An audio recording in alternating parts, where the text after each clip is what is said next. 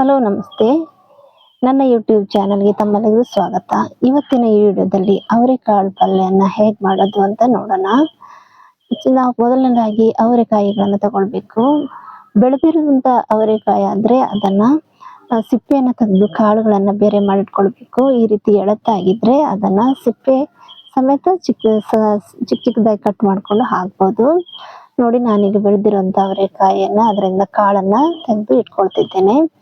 ಹಾಗೆ ಎಳತ್ತಾಗಿರುವಂಥ ಅವರೆಕಾಯಿಯನ್ನು ನಾವೀಗ ಮನೆಯಲ್ಲಿ ಈ ಬೀನ್ಸ್ ಪಲ್ಯ ಅಥವಾ ಅಳಸಂದೆ ಪಲ್ಯನ ಹೇಗೆ ಮಾಡ್ತೇವೆ, ಚಿಕ್ಕದಾಗಿ ಕಟ್ ಮಾಡಿಕೊಂಡು ಆ ರೀತಿಯಾಗಿ ಇದನ್ನು ನಾನು ಕಟ್ ಮಾಡ್ಕೊಳ್ತಿದ್ದೇನೆ. ನೋಡಿ, ಈ ರೀತಿ ಚಿಕ್ಕದಾಗಿ ಕಟ್ ಮಾಡ್ಕೊಳ್ಬೇಕು. ಬೀನ್ಸ್ ಮತ್ತು ಈ ಅಲಸಂದೆನ ಹೇಗೆ ಕಟ್ ಮಾಡ್ಕೊಳ್ತೀವಿ ಆ ರೀತಿ ಕಟ್ ಮಾಡ್ಕೊಳ್ಬೇಕು. ನಾನೀಗ ಅದನ್ನು ಎಳತ್ತಾಗಿರುವಂಥ ಅವರೆಕಾಯನ್ನು ಈ ರೀತಿ ಕಟ್ ಮಾಡ್ಕೊಂಡಿದ್ದೇನೆ. ಹಾಗೆ ಬೆಳೆದಿರುವಂಥ ಅವರೆಕಾಯನ್ನು ಅದರ ಕಾಳನ್ನು ತೆಗೆದು ಸಪ್ರೇಟ್ ಮಾಡಿಟ್ಕೊಂಡಿದ್ದೇನೆ. ಇದನ್ನು ಎರಡು ಒಟ್ಟಿಗೆ ಹಾಕಿ ನಾವು ಇದೊಂದು ಟೇಸ್ಟಿಯಾದಂಥ ಪಲ್ಯನ ಮಾಡ್ಬೋದು. ನೋಡಿ, ಈ ರೀತಿ ಚಿಕ್ಕದಾಗಿ ಕಟ್ ಮಾಡಿಕೊಂಡು ರೆಡಿ ಮಾಡಿಟ್ಕೊಂಡಿದ್ದೇನೆ.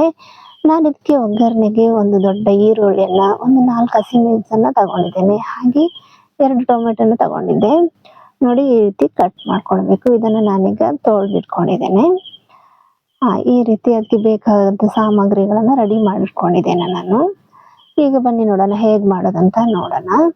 ನಾನೊಂದು ಬಾಣಲೆಯಲ್ಲಿ ಎಣ್ಣೆ ಹಾಕಿಟ್ಕೊಂಡಿದ್ದೇನೆ. ಗ್ಯಾಸ್ ಮೇಲೆ ಬಿಸಿಯಾಗಿದೆ. ಅದಕ್ಕೆ ಒಗ್ಗರಣೆಗೆ ನಾನು ಉದ್ದಿನ ಬೇಳೆನ ಹಾಕ್ಕೊಳ್ತಿದ್ದೇನೆ. ಹಾಗೆ ನಾನು ಗುದ್ದಿ ರೆಡಿ ಮಾಡಿಟ್ಕೊಂಡಿರುವಂಥ 4 ಕೆಸರು ಬೆಳ್ಳುಳ್ಳಿಯನ್ನು ಸಹ ಹಾಕ್ಕೊಳ್ತಾ ಇದ್ದೇನೆ. ಹಾಗೆ ಒಗ್ಗರಣೆಗೆ ಸ್ವಲ್ಪ ಸಾಸಿವೆನ ಹಾಕ್ಕೊಳ್ತಿದ್ದೇನೆ.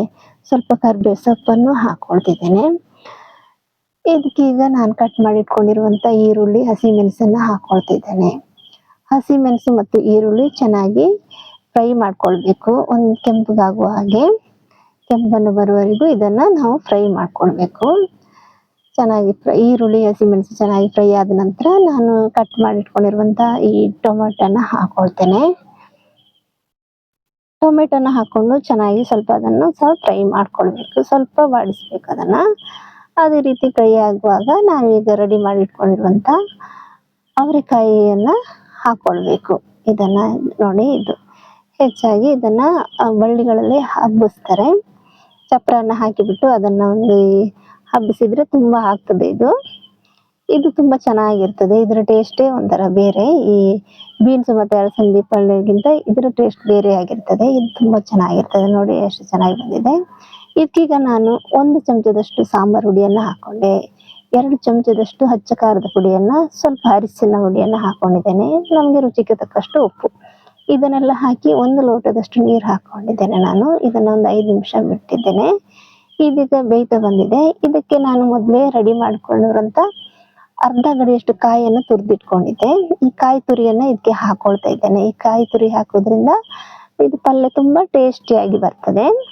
ಇದನ್ನೀಗ ಹಾಕ್ಕೊಂಡು ನಾನು ಮಿಕ್ಸ್ ಮಾಡ್ಕೊಳ್ತಾ ಇದ್ದೇನೆ. ಇದು ನೋಡಿ ತುಂಬ ಚೆನ್ನಾಗಿ ಬಂದಿದೆ. ಈ ಪಲ್ಯನ ನಾವು ಅನ್ನದೊಟ್ಟಿಗೆ ಆಗಲಿ, ಚಪಾತಿ, ದೋಸೆ, ರೊಟ್ಟಿ ಒಟ್ಟಿಗೆ ಸಹ ಇದನ್ನು ಉಪಯೋಗಿಸ್ಬೋದು, ತಿನ್ಬೋದು. ತುಂಬ ಚೆನ್ನಾಗಿ ಬರ್ತದೆ. ನೋಡಿ ಎಷ್ಟು ಚೆನ್ನಾಗಿ ಬಂದಿದೆ ಅಂತ. ಇದನ್ನೊಂದು 2 ನಿಮಿಷ ಮುಚ್ಚಿ ಬಿಟ್ಟೆ ನಾನು. ಬನ್ನಿ ಈಗ ಅದನ್ನು ಸರ್ವ್ ಮಾಡುವ. ನೋಡಿ ಎಷ್ಟೊಂದು ಚೆನ್ನಾಗಿ ಬಂದಿದೆ. ನಿಮಗೆ ಈ ವಿಡಿಯೋ ಇಷ್ಟ ಆದಲ್ಲಿ ಲೈಕ್ ಮಾಡಿ, ಶೇರ್ ಮಾಡಿ, ಕಮೆಂಟ್ ಮಾಡಿ. ಧನ್ಯವಾದಗಳು. ಈ ವಿಡಿಯೋ ನೋಡಿದ್ದಕ್ಕೆ ತಮ್ಮೆಲ್ಲರಿಗೂ ಧನ್ಯವಾದಗಳು. Thank you.